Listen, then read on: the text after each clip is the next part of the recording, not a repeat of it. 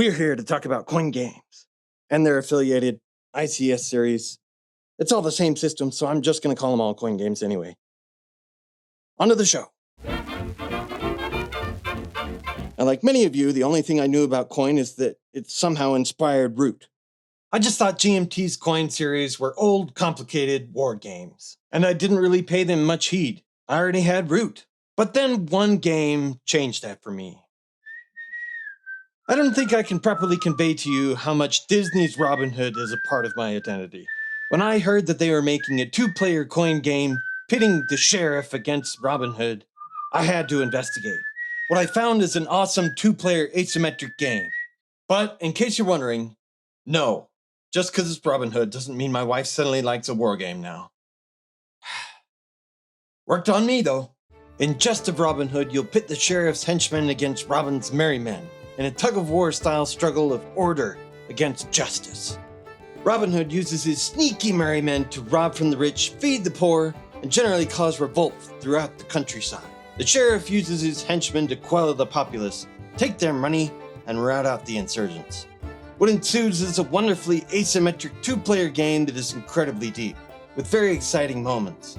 Robin Hood might spend turns preparing to rob the sheriff's carriage, only to find out that it's a trap and get arrested. The sheriff might be gunning to arrest Robin Hood himself, only for Robin to hide himself and swashbuckle away. This is all powered by the actions listed on your asymmetric player boards. Well, that and events in the initiative. Speaking of which, I love the initiative turn order dance in coin games, where you have to decide whether you're doing a little bit now so you can go first next time, or you do a whole lot, but will definitely go last. I like how turn order ties into events, which give a unique action to the side that chooses it. The order in which these events come out create a very different game state every time. Overall, it's just an awesome asymmetric battle between might and right that plays in 90 minutes or less. It has great art and a great theme, and if you're looking for a game that feels like Root that's specifically meant for two, I can't recommend this one enough. Now, the rules aren't the best. They're a little wargamey, but that wasn't a problem for me when I have Rodney Smith to teach me the game. Thanks, Rodney. There's also a pretty sweet implementation on Board Game Arena if you want to try the game that way. After discovering this coin game, that leads me to ask, what are the other coin games? In short, there's a lot of coin games, ranging from conflicts in Vietnam, Afghanistan, to ancient India, Cuba, and Mars. There's also quite a range in complexity, with these being much shorter and more approachable, and these being quite complex and needing to plan a day around. Let me show off two more of my favorites. People Power is a three-player game that pits the government against two insurgent factions, the MPA Revolutionaries and the more non-violent Reformers. All the hallmarks of a great coin game are still here. The spicy turn order track, the events that shake things up, and insurgent pieces that are harder to effect until they're revealed.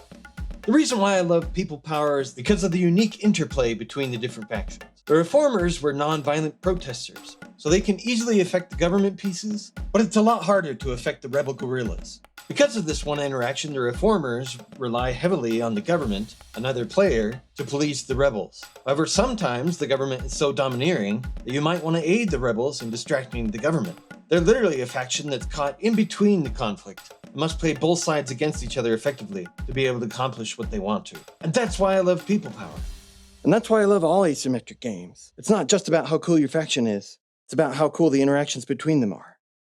Now, let's take a look at what a more complex coin game looks like. One of my favorite things about Red Dust Rebellion is how the theme integrates with its mechanics. For instance, the proxy Mars Gov and the corporations rely heavily on resources from Earth. And this is easily represented by a literal shipping track that moves along troops and supplies from Earth. Both these coin factions rely on each other to quell the insurgents. But they also have to manage which one gets support from Earth, a non-player faction that gives political and military support, while not letting the other one get away with too much. It's an entangled mess at its finest. The main rebellion faction of Red Dust adheres to a more familiar style insurgent, which makes sense as they give the game its name. They're not too dissimilar from Americans trying to gain independence from Britain. The Church of the Reclaimer, however, has to be one of my favorite factions from any coin game I've investigated. They're religious zealots seeking to purge the planet of corruption. Just the subtitle on this one card sums up everything I love about them. Be at peace. We mean you no harm. Like and subscribe.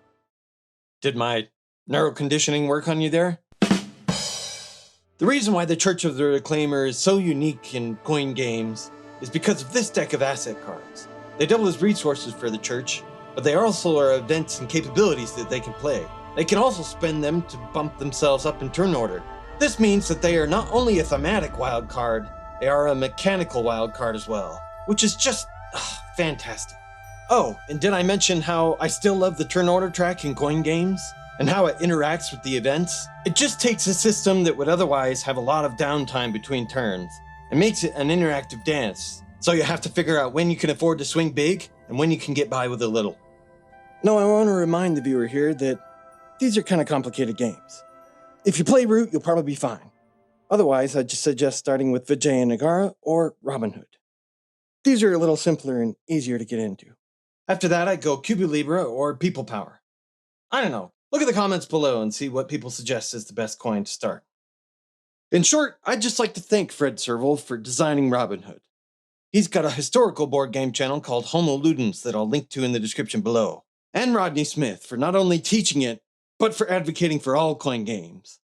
They provided the banana peel that I needed to slip down this whole rabbit hole. I'd also, of course, like to thank GMT, the people who actually published the game. Now you might be asking yourself, why am I not just reviewing one of these games? The answer to that is, they're really deep, and I'd need to play them a lot more to give them the coverage they deserve. However, I was still pretty excited about them, so I thought I'd spill this excitement in this video. Anyway, thanks for watching. Did you know about coin games? Why didn't you tell me? I've been missing out. Anyway, until next time, bye.